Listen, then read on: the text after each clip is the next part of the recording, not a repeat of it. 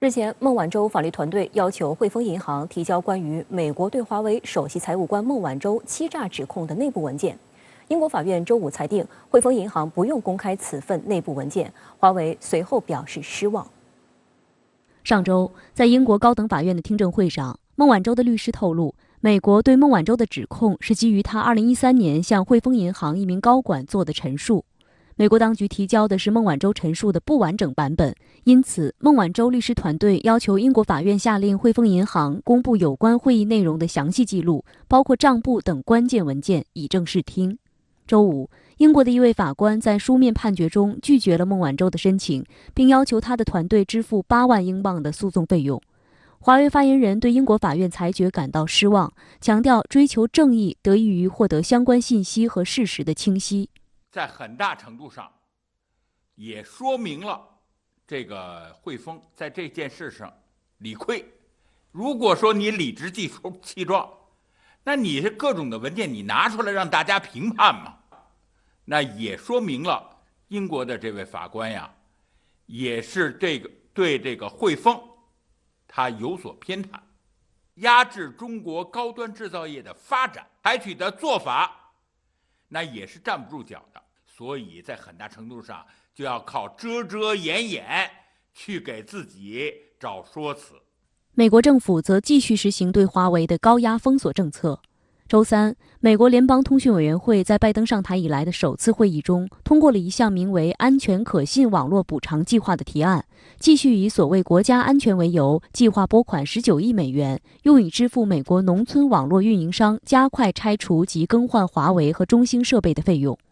美国媒体报道指出，对费用和成本十分敏感的广大美国农村电信设备市场是华为拓展美国业务的首批客户。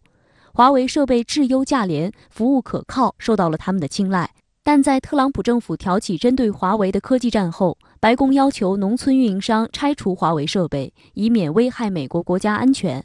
但美国农村的运营商纷纷表示无力支付高昂的成本。拜登上台后放宽了补偿条件，要求他们加速拆除华为设备。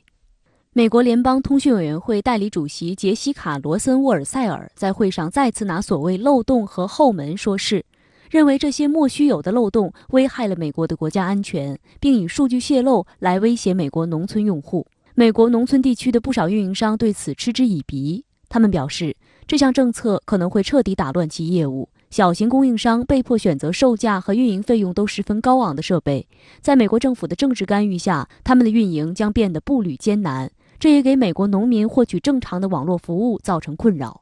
同时，由于受到美国芯片禁运的影响，部分供货商透露，华为已通知供货商，今年计划订购可组装7000万至8000万部智能手机的零部件，比去年减少约60%。相比之下，华为2020年手机出货量为1.89亿部。尽管遭遇美国无理封杀，华为去年的财报仍然逆势高速增长。根据华为内部财务系统显示，2020年华为总营收1367亿美元，年增11.2%，利润为99亿美元，年增10.4%。2019年华为的营收也在627亿人民币，年增5.6%。面对美国政府对华为的封杀，美国企业的经营生产也大受影响。数据显示，2020年美国高通对中国的芯片供应量较前年下跌48.1%，在中国市场的市占率从37.9%下跌到25.4%。同期中国的系统单晶片需求高达3.07亿颗。报告显示，其余的需求量由美国的盟友分而食之，一些市场被日韩企业迅速占领，美国企业份额降至新低。美国舆论还关注到一些代工企业趁机壮大，反过来对美国科技产业造成更大的竞争。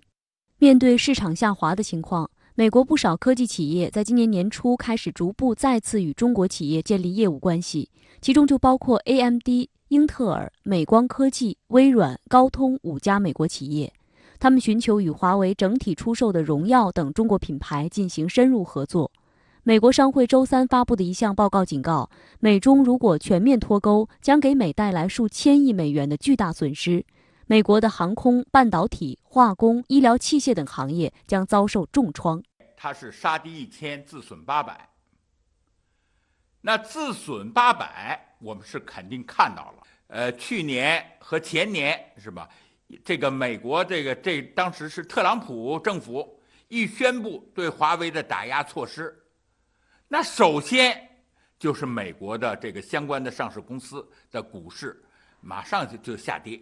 那杀敌1000，那到底这个效果它能不能达到？我看未必。拜登政府上台后，还未出台对华科技战降温的措施，反而开始谋划所谓的供应链包围战略。第一步就是审查美国的关键产业链的安全性，包括半导体、高容量电池、医疗用品和稀土金属供应链。根据美国全国广播公司商业频道周四的报道，该台看到了一份行政命令草案，由拜登的经济和国家安全团队成员领导的这次评估将分析美国制造业供应链和国防工业基地的弹性和能力，以支持国家安全和应急准备。有分析指出，尽管这项行政命令的草案没有提到中国，但在很大程度上，该指令可能是拜登政府为了确定美国经济和军事对来自中国的关键出口产品的依赖程度而做出的努力。拜登本月早些时候表示，他的白宫正在为与中国的极端竞争做准备。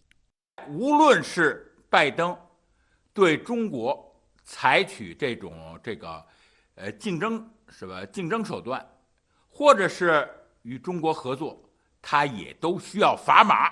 是吧？那这个特朗普既然出台了这些措施，是吧？那拜登自然会笑纳这些砝码。